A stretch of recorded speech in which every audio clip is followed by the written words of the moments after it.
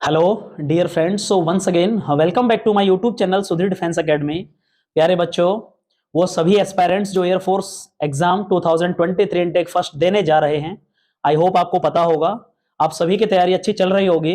कुछ जो इंपॉर्टेंट बातें एग्जाम से ठीक पहले, कल से एग्जाम स्टार्ट हो रहा है। जिन बच्चों का एग्जाम 18 तारीख को है उनके एडमिट कार्ड ऑलरेडी रिलीज हो चुके हैं। जिनका एग्जाम 19 को होगा उनके 3 दिन पहले मतलब आ चुके होंगे, ठीक है ना। 48 आवर्स और 72 आवर्स पहले आपके एडमिट कार्ड एग्जाम सेंटर का नाम रिलीज हो रहा है, जैसा कि आपको हर बार पता होता है। कुछ मोस्ट इंपोर्टेंट बातें जो मैं आपको यहां बताने वाला हूं, जो एग्जाम में आपको बहुत ज्यादा हेल्पफुल होंगी और जो आपको फेल होने से बचा सकती हैं। सबसे बड़ा पॉइंट प्यारे बच्चे, अभी पॉजिटिव रहना है।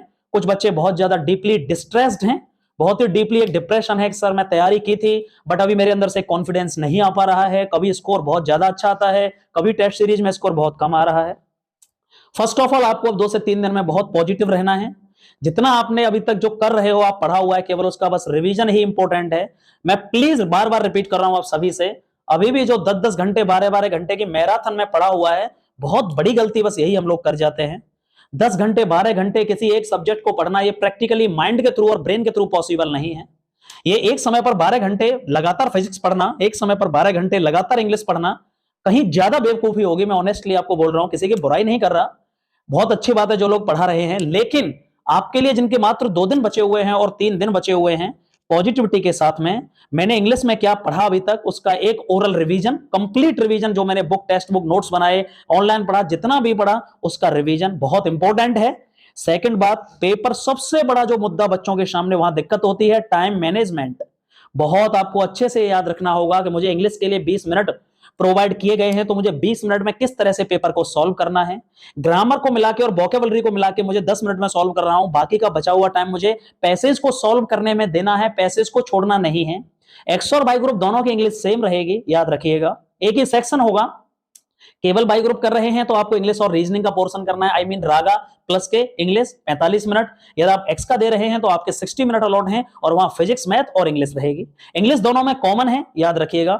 इंग्लिश का टाइम किस तरह मैनेज करना है अलग दिया जाएगा। मैथ को और फिजिक्स को कहीं ऐसा ना हो जाए जो फर्स्ट टाइम एग्जाम देने जा रहे हैं कि सर मैथ मैंने बहुत अच्छा किया, मेरा मैथ अच्छा था, वहां मेरे नंबर 20 आए 25 में से, लेकिन फिजिक्स के लिए टाइम नहीं बच पाया और सर मैं केवल 7 क्वेश्चन और 8 क्वेश्चन ही कर पाया। इंपॉर्टेंट ये नहीं है कि आपने 25 में से 25 किए किसी एक सब्जेक्ट में, बल्कि इंपॉर्टेंट ये है कि आपने सारे सब्जेक्ट में maximum number of questions attempt कर पाए, बिना नेगेटिव किए हुए, बिना नेगेटिव मार्किंग को टच किए हुए।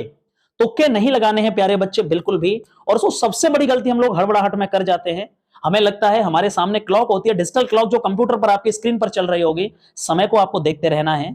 सपोज करो मैं मैथ के केवल 14 क्वेश्चन कर पाया और टाइम चला गया, सपोज करिए, आप निराश मत होइए, 14 आपने किया, एक्यूरेट किए, लेकिन फिजिक्स के लिए टाइम आप देख लीजिए कि बचा हुआ है कि नहीं। यदि आपको लगता है कि फिजिक्स के लिए अब नहीं टाइम बचा है, मैं मुश्किल से 15 क्वेश्चन कर पाऊंगा, तो भले ही आपने मैथ किया है उसे छोड़ दीजिए। जितने क्वेश्चन हो गए हैं मैथ में 14 से 15, आप 20 तक कोशिश मत करिएगा, याद रखिएगा। मोस्ट इंपोर्टेंट बात, जो बस सब पहली बार जो एग्जाम देने जा रहे हैं उनके साथ सबसे बड़ा इश्यू होगा, सर मैं टाइम मैनेज ही नहीं कर पाया, स्कोर मेरा इंग्लिश में अच्छा आया, मैथ आया, फिजिक्स में रह गया, सर इंग्लिश में अच्छा था, फिजिक्स में अच्छा था, मैथ रह गया। इस तरह से बच्चों की क्वेरी सुनने को मिलती हैं, याद रखिएगा। जो भी प्रैक्टिस पेपर आप अभी लगा रहे हैं बहुत अच्छी बात है, बहुत ज्यादा ओवरबर्डन प्लीज गाइस अब मत लीजिएगा। बहुत ज्यादा 10-10 घंटे 12-12 घंटे एग्जॉस्टेड मत करिएगा खुद को और खुद की प्रिपरेशन को, कंफ्यूज हो जाओगे। 10 लोगों से मत पढ़िए, इतना टाइम नहीं है। 2 से 3 दिन ये वो टाइम है जब आपको एक बहुत ही डीपली प्लस के, बिना डिप्रेशन के, एक बहुत हल्के से रिवीजन करना है। जो भी कुछ आज तक आपने देखा है कि कहीं मैं स्किप तो नहीं कर रहा हूं कुछ भी चीजें, ये मोस्ट इंपोर्टेंट है। टाइम मैनेजमेंट याद रखिएगा। एक यहां बात बताना चाहूंगा, मैंने पहले भी बता दिया है, फेज सेकंड ग्रुप डिस्कशन के लिए आप 19 से ही मेरे यहां पर आ सकते हैं। 18 तारीख का जिनका एग्जाम हो जाए और अच्छा एग्जाम हो, आप 19 से तैयारी करिएगा। मैं कंप्लीटली 1 महीने अपनी सारी क्लास ऑफ करके सुबह 6 बजे से शाम के 9 बजे तक केवल ग्रुप डिस्कशन पढ़ाऊंगा। सुधीर डिफेंस एकेडमी, इस बार आपको आगरा आना है। आगरा रेलवे कैंट स्टेशन के पास में 10 मिनट की दूरी है कैंट स्टेशन से, रेलवे स्टेशन से अकेडमी की।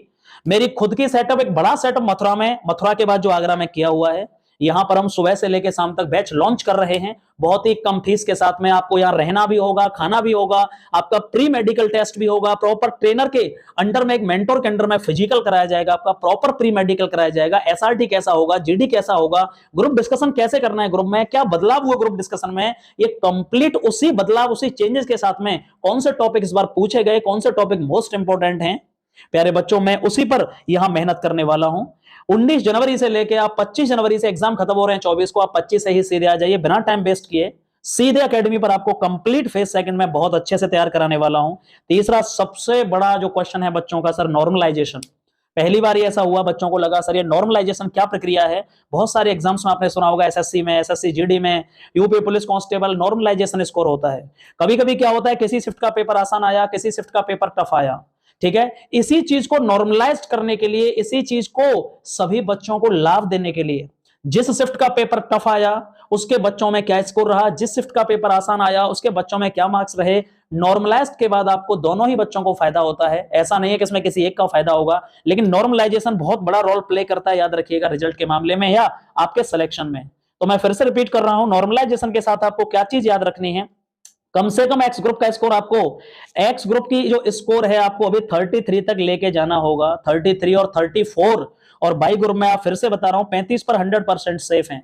35 नंबर पर मैं फाइनल बता रहा हूं, रिटन एग्जामिनेशन का और कम जाएगा, 35 फाइनल पर आप बिल्कुल सेफ हैं, याद रखिएगा। बाई ग्रुप में, एक्स ग्रुप में 32 से लेके 34, ठीक है। नेगेटिव जो मार्किंग है, प्लीज गाइस तुक्के मत मारना। बहुत बच्चों को ये लगता है कि सर मैं तुक्के मारूंगा, 4 में से 2 भी सही चलेगा तो भी मेरा बढ़ जाएगा। ऐसा प्रैक्टिकली पॉसिबल नहीं है। 12th में आपने प्रोबेबिलिटी नाम से एक चैप्टर पढ़ा होगा, किसी चीज के सही होने की या तुक्के मारने की कितनी प्रायिकता है, ठीक है।